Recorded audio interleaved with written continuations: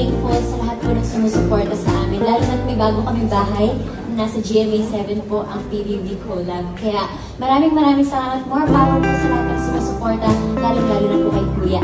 Yes, kaya naman we have a lot to look forward to ngayong gabi. So palagay ko Papa P, simulan na natin ang pag-award sa ating mga favorite TV programs.